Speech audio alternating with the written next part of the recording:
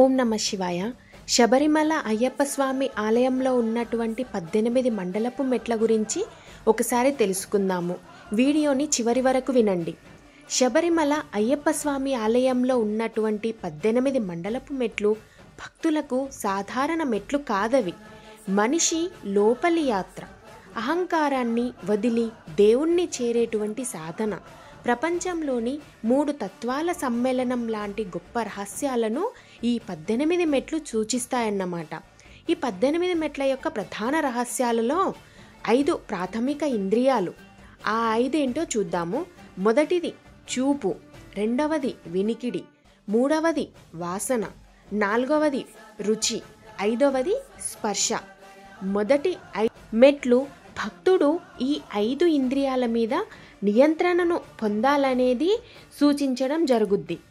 తర్వాత ఉన్నటువంటి 8 మెట్లు మనలో ఉన్నటువంటి అంతర్గత శత్రువులు, అంటే వాటిని అష్టశత్రువులు అంటాము.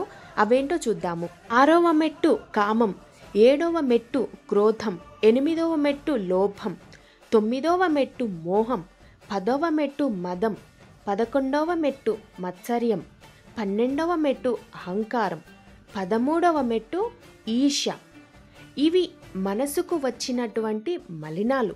వీటిని అధిగమించినప్పుడు మాత్రమే భక్తుడు స్వామి మహిమను అనుభవిస్తాడనేది ఈ 8 మెట్ల యొక్క అర్థం. తర్వాత 3 తత్వాలు. అవి 14వ మెట్టు సత్వం, 15వ మెట్టు రజసం, 16వ మెట్టు తమసం.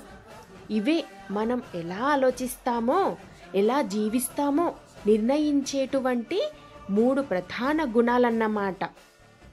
మిగిలినటువంటి అంటే చివరి 2 మెట్లు ఆధ్యాత్మిక స్థితులను గురించి తెలపడం జరుగుతుంది.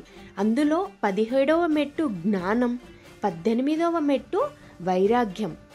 ఈ 2 మెట్లు దాటినటువంటి భక్తుడు ఈశ్వరానుభూతికి చేరుతాడు. అంటే ఆ పరమేశ్వరుడి యొక్క అనుభూతిని స్వయంగా అనుభవిస్తాడన్నమాట. ఈ మొత్తం 18 మెట్లే ఎందుకు అనేది మనలో ఉన్నటువంటి ఒక ప్రశ్న.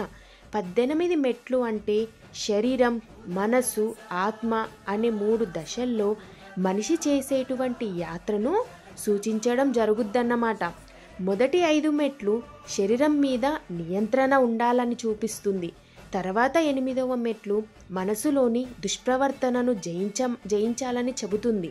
తర్వాత 3వ మెట్లు జీవకోశానికి ఆధారం అయినటువంటి గుణాలను అర్థం చేసుకోవడం.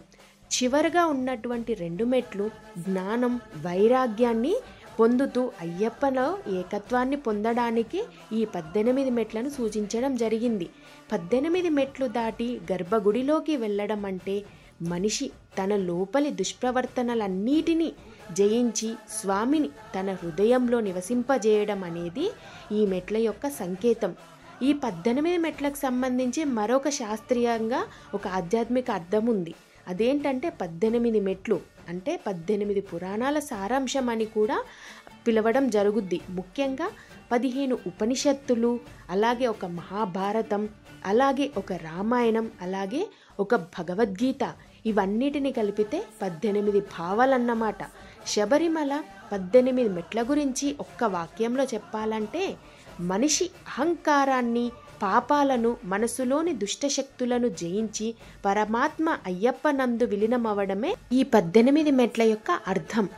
ఈ 18 మెట్ల యొక్క అర్థం మీ అందరికి అర్థమైందా?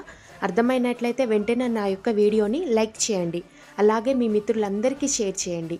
ఇలాంటివి ఇంకా మనకి తెలియనటువంటి ఆధ్యాత్మిక రహస్యాల కోసం నా యొక్క ఛానల్ని సబ్స్క్రైబ్ చేసుకోండి. ఓం శ్రీ స్వామియే శరణమయ్యప్ప.